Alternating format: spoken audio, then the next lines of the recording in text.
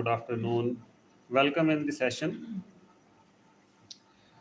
In these sessions, we are discussing political culture and approach to political culture. And our discussion is based on chapter one from a very important book, very famous book, The Civic Culture, Political Attitudes and Democracy in Five Nations. Its authors are Gabriel A. Almond and Sidney Verba. It is published by Sage. And today's discussion covers pure and mixing political cultures, congruence and incongruence, and changing systems, changing political systems, congruence and incongruence in political system and political culture, political structure, I think. And then there are three mixing political cultures: parochial subject political culture, subject participant political culture, and parochial participant political culture. So the first part, pure forms and mixed forms. Pure forms and mixed forms of political cultures. Our threefold classification of participant, subject, and parochial is only the beginning of the classification of political cultures. As you know, in the last session, we discussed these three types of political cultures: parochial political culture, subject political culture, and participant political culture. The authors say these types are the beginning of a classification of political cultures. They can further be classified. Each one of these major classes has its subclasses. Each one of these major classes of political cultures has its subclasses, and our classification has left out entirely the dimension of political development and cultural change. So far, they have not discussed in this chapter political development and cultural change, but now they are taking it up. And they say, let's look into this later question first: political development and cultural change. It will enable us to handle the problem of subclassification with a better set of conceptual tools. Congruence and incongruence. It is also important while studying the political development and cultural change. Political cultures may or may not be congruent. Congruence means similarity, and incongruence means dissimilarity. Political cultures may or may not be congruent with the structures of the political system. A congruent political structure would be one appropriate for the culture. A congruent political structure is appropriate for the culture. That means political cognition in the population would tend to be accurate. Cognition, political understanding in the citizens would tend to be accurate, and effect and evaluation would tend to be favorable. We have already discussed these aspects of political cultures: cognitive, evaluative, affective. In general, a parochial political culture would be most congruent with a traditional political structure. If there is a traditional political structure, then parochial political culture is most congruent with it. A subject political culture would be most congruent with a centralized authoritarian structure. A subject political culture. So it is close to the authoritarianism. A participant political culture would be most congruent with a democratic political structure because it is participant. Citizens participate in the political process. A parochial political culture that was congruent with its structure would have a high rate of cognitive orientations. A parochial political culture that was congruent with its structure would have a high rate of cognitive orientations. It means the citizens, the the members of that political culture, political system, would be well aware of politics. They would be well aware of the political process, the dynamics of their political system, cognitive orientations. It would also have high rates of positive, affective, and evaluative orientations. In other words, the members of the political system, they have strong connection with it, affective, and they evaluate it positively. They they like their political system, political culture. These would be these would be to the diffuse structures of the tribal or village community.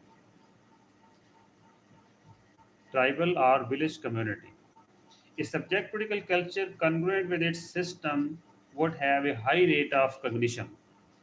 A subject political culture congruent with its system would have a high rate of cognition. It would also have high positive rates of the other two types of orientation, that is, evaluative and affective. These would be to the specialized political system as a whole and to its administrative or output aspects. The congruent participant culture would have high and positive rates of orientation to all four classes of political objects. We have already also discussed uh, four classes of political objects. The congruent participant culture would have high and positive rates of orientation to all four classes of political objects. Changing systems, changing political systems. Political systems change. We are justified in assuming that culture and structure are often incongruent with each other because change is taking place. Since change is taking place, it means the political structure and the political culture, they are not accurately congruent. They may be a little bit different. Particularly in these decades of rapid cultural change, the most numerous political systems may be those that have failed to attain congruence.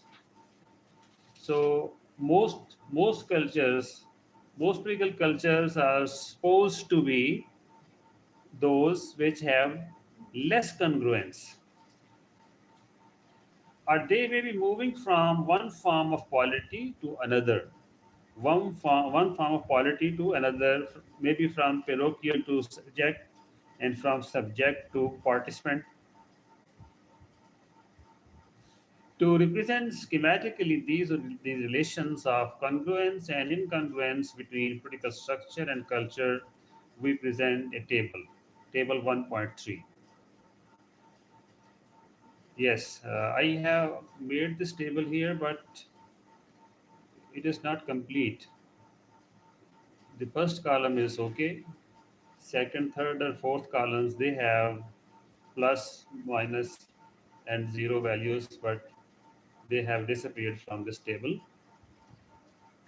Congruence, incongruence between political culture and structure. So this table has is not perfect here. So we can see it later in the book 3.1. Any one of the three major types of political cultures may be located on this matrix. The details of this table are explained in the coming slides, in the coming discussion. Any one of the three major types of political cultures may be located on this matrix. So, subject, parochial, subject, and participant. On the In the top row and in the left column, you have evaluative and cognitive, affective, and evaluative. These are the three. Yes, cognitive orientation, affective orientation, and evaluative orientation. So they are linked in this table, in this matrix. We may speak of allegiant, parochial, subject, and participant cultures. So there can be allegiant parochial culture, there can be allegiant subject culture, there can be allegiant participant culture. This happens when three types of orientations approach unity. Three types of orientations: cognitive, affective, and evaluative. When they are positive, they are in the favor of the political system. Then we can have allegiant, parochial, subject, and participant cultures. These are cognitive, affective, and evaluative orientations. They are directed toward the appropriate objects of the polity. When these orientations approach unity, a certain condition occurs.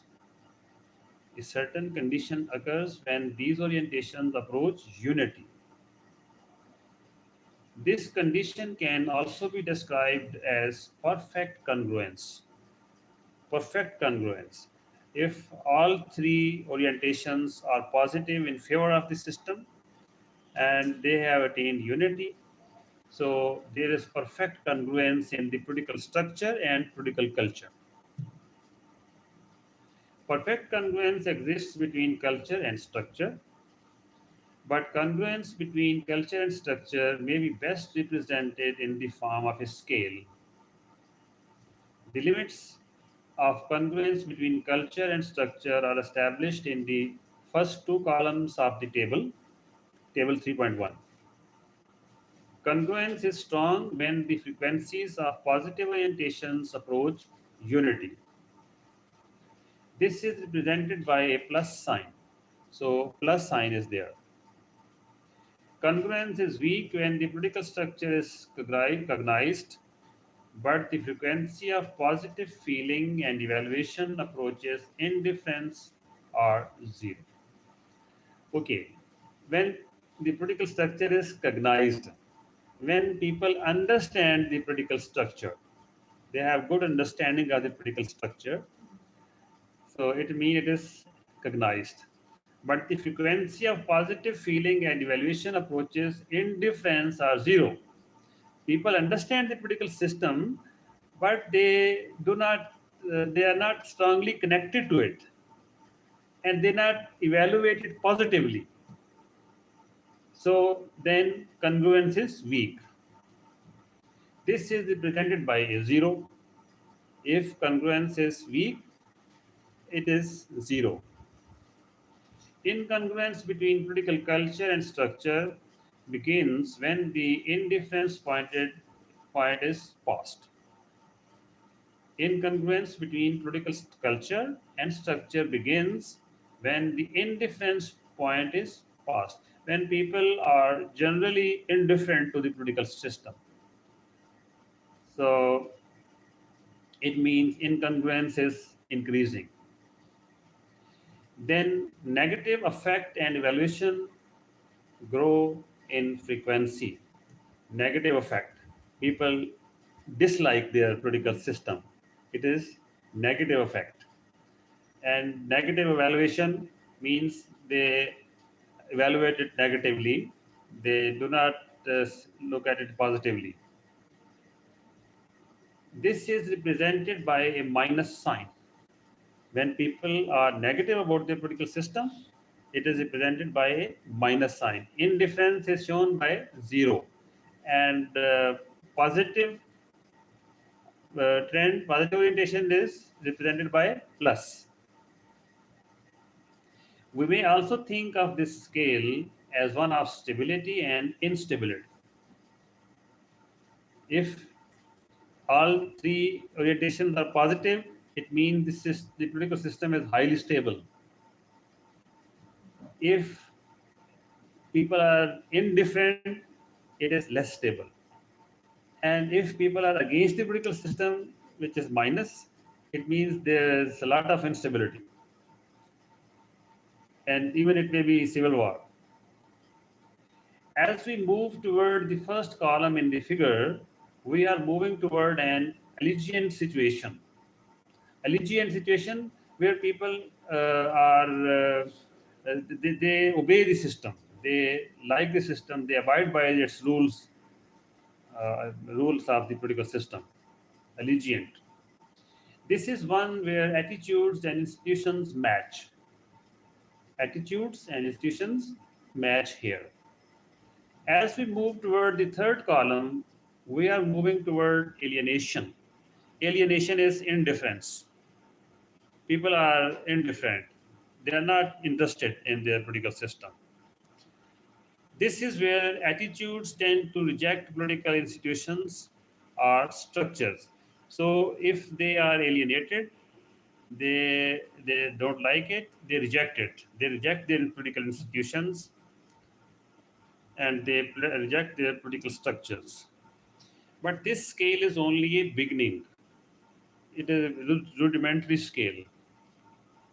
Incongruence may take the form of a simple rejection of a particular set of role incumbents. Role incumbents, those who are at the helm of the affairs, who have the key posts. So people reject them. For example, a particular dynasty and its bureaucracy. Or incongruence may be an aspect of a systemic change. Incongruence may be an aspect of a systemic change. That means the shift from a simpler pattern of political culture to a more complex one. So parochial political cultures are simple and simpler than the subject political cultures, and the subject political cultures are simpler than the participant political cultures. That means the shift from a simpler pattern of political culture to a more complex one.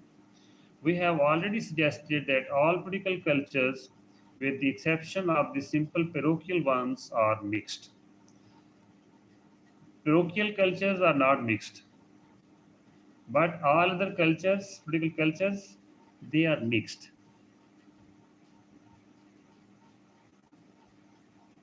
We have participant culture है इसमें है parochial elements लेकिन जो parochial culture है उसमें participant elements नहीं होंगे okay, once again, let's see it once again. We have already suggested that all political cultures, with the exception of the simple parochial ones, simple parochial cultures, it means there are some parochial cultures which are not simple.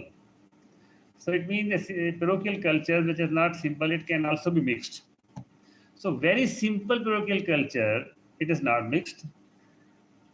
In other words, parochial, subject, and participant cultures can be mixed. A participant culture contains individuals who are oriented as subjects and parochials. So, in a participant culture, we can have parochials and subjects. So, it is mixed. And a subject culture will contain some parochials. So, it is also mixed. We use the term systematically mixed political cultures. As Gabriel Almond and Sidney Verba, they say we use the term systematically mixed political cultures. This refers to those in which there are significant proportions of both the simpler and more complex patterns of orientations. Simpler and more complex patterns of orientations. When we say these cultures are systemically mixed, we do not mean that there is an inevitable tendency for the development to complete itself. I'm repeating it. When we say these cultures are systemically mixed, we do not mean that there is an inevitable tendency for the development to complete itself. So it is not going to develop absolutely. ये systemic और systematic बड़ी दफा हम Google करके याद करते हैं but ये भूल जाते हैं इसका कोई simple version क्या है? ये systemic और systematic में क्या difference है? I think systemically it is referring to system when system is focused. Systematic is the procedure. You do something systematically, procedural. Here you are talking about the system. Okay, when system is mixing the culture. Okay, so it is not focused on the procedure. It is focused on the phenomenon of system, political system. The process of political culture change happens over time. The process of political culture change happens over time. So it is a slow process. This process may eventually stabilize. It may stop at a certain point. That point may not reach full congruence. When it's stabilized, it does not mean that it is completely congruent, that the political system and political culture are completely congruent. No. It is possible, in other words, it is possible that the political system and political culture are not congruent, even then it is stable. It is possible. It may not fully match a centralized authoritarian structure. It may not fully match a centralized authoritarian structure. It may also not fully match a democratic structure, or the development may take a different course. For example, in Britain, a slow, continuous pattern of cultural change was accompanied by correspondingly continuous changes in structure. So, in Britain, continuous pattern of cultural change was accompanied by continuous changes in structure. So, changes were taking place in culture as well as in structure. Political cultures may remain systemically mixed for a very long time indeed. This is shown by the experience of France, Germany, and Italy in the 19th and 20th centuries. When they do remain mixed, there are inevitable strains between culture and structure. Inevitable strains. So there are some problems. There is also a characteristic tendency towards structural instability when they are not congruent. If the three types of political culture are the pure forms, we may distinguish three types of systemically mixed political cultures. If the three types of political culture are the pure forms, we may distinguish three types of systemically mixed political cultures. So now they are going to mix them. First, we had parochial political culture, subject political culture, participant political culture. Now the authors are going to mix them, and you will have three more types of political cultures. Number one, parochial subject culture. Number two, subject participant culture. Number three, participant parochial culture or parochial participant culture. The parochial subject culture, number one. This is a type of political culture in which a substantial portion of the population has rejected the exclusive claims of diffuse, tribal, village, or feudal authority. So this type of mix, it means they are emerging from tribalism. They are coming out of tribalism. They are moving towards the subject political culture. They have developed allegiance toward a more complex political system with specialized central governmental structures. Maybe they are moving towards monarchy, or maybe they are moving towards dictatorship. So it is a mix. It is a mix of parochial and subject political cultures. This is the classic case of kingdom building. So usually when societies move from tribalism to kingdom, so they pass through this phase. mix of parochial and subject cultures. Kingdom building out of relatively undifferentiated units. The chronicles and histories of most nations include this early stage of shift from local parochialism to centralized authority. But the shift may stabilize at a point that falls short of a fully developed subject culture. So, when cultures shift from parochialism to subject cultures, it does not mean that their trajectory will continue to the end where they will become participant. They will have developed completely. No, they maybe become stabilized somewhere before that stage, somewhere between. The loosely articulated African kingdoms and even the Ottoman Empire are examples of stable, mixed subject and parochial cultures. In these cases, the parochial element often predominates. Parochial element often predominates even in parochial subject cultures. Central authority takes the form of a primarily extractive, dimly cognized set of political objects. Extractive, when the governments extract resources, it is called extractive. Through taxes, it is mainly through taxes.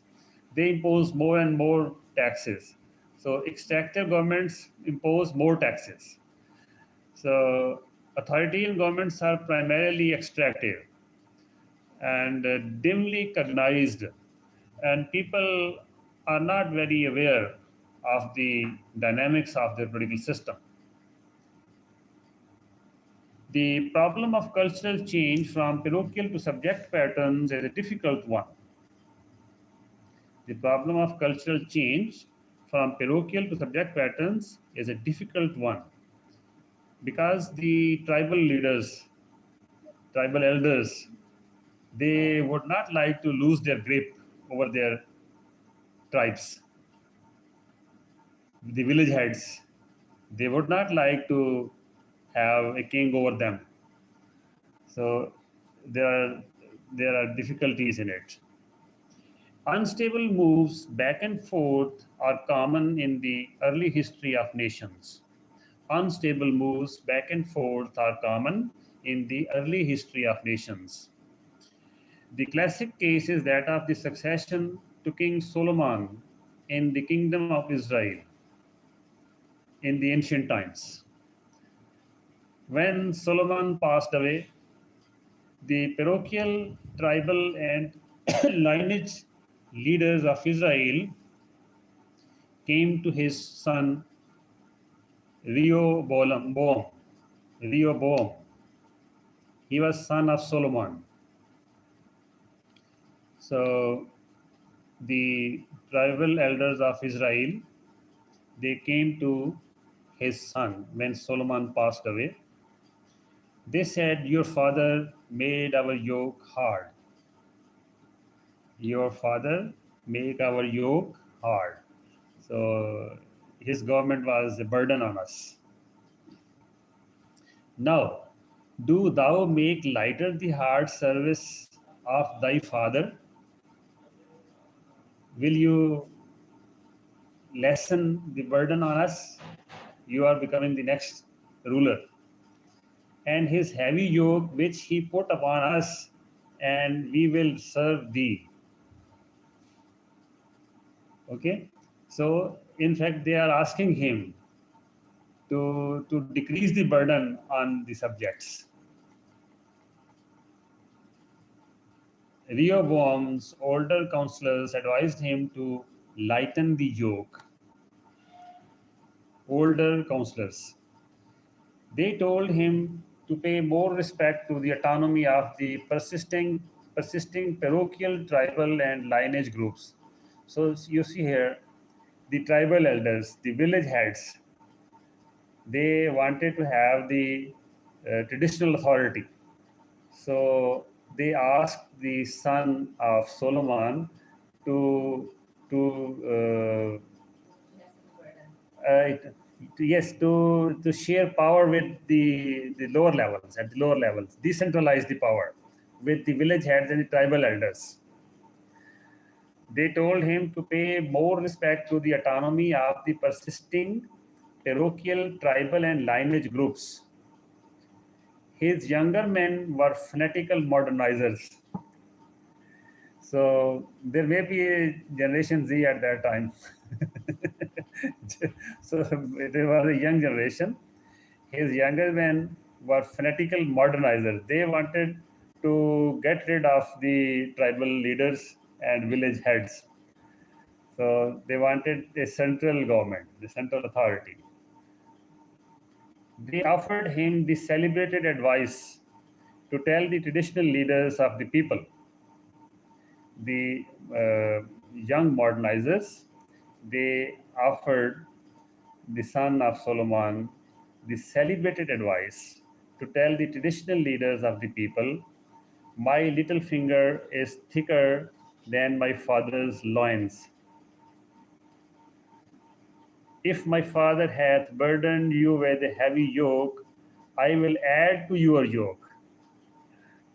I will not decrease the burden, I will add to the burden. If my father hath chastised you with whips, then I will chastise you with scorpion thorns. Okay? The consequences of Rehoboam's acceptance of the advice of the young modernizers are told in the rest of Kings. They suggest that too violent an attack on parochialism and alienation. So, if all of a sudden the local heads they are removed, then it can lead to apathy, indifference, alienation. So it means there has to be a process, slow process of change from parochialism to subject political culture. The results are political fragmentation and national destruction. What we are suggesting is that the composition of this class may be viewed as sub-varieties arranged on a continuum. Continuum, number line. Number line is a continuum. At one extreme, we might place the political culture under Prussian absolutism. This went rather far in suppressing parochial orientations. At the other extreme, we might place the political culture in the Ottoman Empire. This never went further than an extractive external relationship to its constituent, more or less parochial units. The contrast between Prussian and British absolutism is interesting from this point of view. We have already made the point that even hybridical cultures are mixes. Hybridical cultures are also mixes. The individual orientations comprising them are also mixes. Individual orientations are also mixes. In Prussia, in the typical individual case, we may assume that the intensity of the subject orientation was much stronger than that of the parochial in Prussia. In the typical individual case, we may assume that the intensity of the subject orientation was much stronger than that of the parochial. So it had moved from parochialism to subject culture, parochial culture to subject culture in Prussia. In Britain, we suggest there was greater balance. Prussia is the old name of Germany. Germany's old name is Prussia. All its borders were different. Its borders were different, international borders. But mainly it is today's Germany, Prussia. I'm not sure, we will have to check it. But overall, Germany is the successor state of Prussia. In Britain, we suggest there was greater balance. In Britain, we suggest there was greater balance Furthermore, the parochial and subject strata were more congruent in Britain. Parochial and subject strata were more congruent. These psychological mixes may explain the contrast between the 18th century Prussian and British authority images. The first was of cadaver or wholesome. It means corpse like obedience. Other are blind obedience, slavish obedience. Cadaver wholesome. The second was of the self confident, if deferential, country squire, merchant, and yeoman. So these are psychological mixes of political cultures. So first is the blind obedience, slavish obedience. The second is the self-confident, if deferential which has devotional attachment, defers, a lot of respect for the authority, deference. Country, squire, merchant, and yeoman. I explained the meanings of squire and yeoman. Yeoman. Squire. In the Middle Ages, a squire was a young man of noble birth who served as an apprentice to a knight. So, knights were the noble men, like princes, noblemen, knights. He was responsible for carrying the knight's shield, maintaining his armor, caring for his horses, and learning the arts of warfare and chivalry before eventually becoming a knight himself. So, before becoming a knight himself, he was a squire. He was assistant knight, deputy knight, like that. And yeoman is a historical term for a independent farmer, free, independent farmer who owned and worked on his own land. Today, it can also refer to a naval officer in charge of clerical duties or a ceremonial attendant in the British monarchy, yeoman. So, going back to the slide 116, let us read it again. The second was of the self confident, if deferential, country squire, merchant, and yeoman. So, first was the blind obedience. These are the psychological mixes.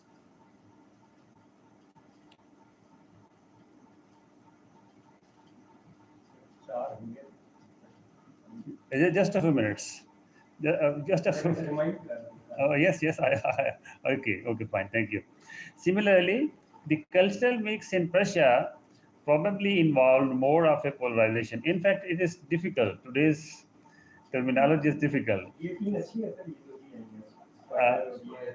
Yes, relatively easy. They were relatively easy.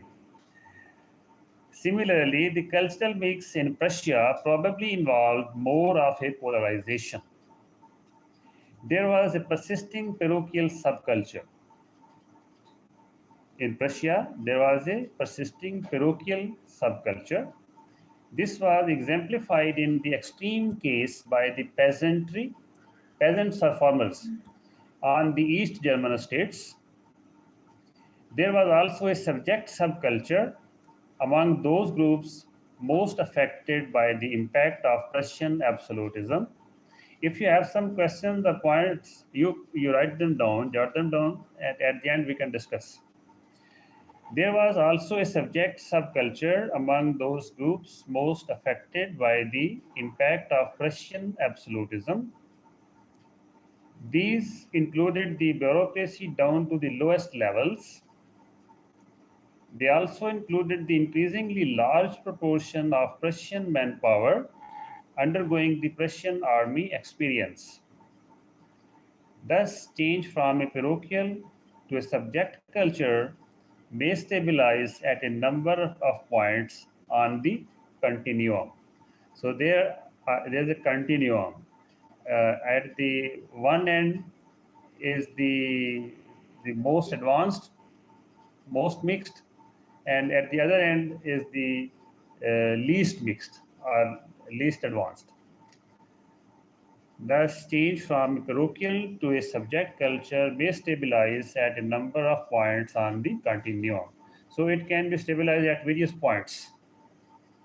This means different societies can stop at different stages of this change. Each stopping point produces a different political, psychological, and cultural mix.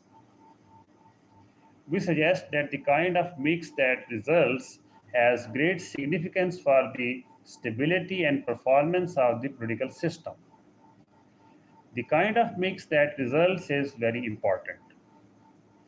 It affects how stable the political system is and how well it performs. Subject participant culture. So, shall we stop here? Okay, fine. So we have discussed the first mixed culture, that is parochial subject political culture, and the subject participant culture and participant parochial. You will study it on your own. I'm stopping it here.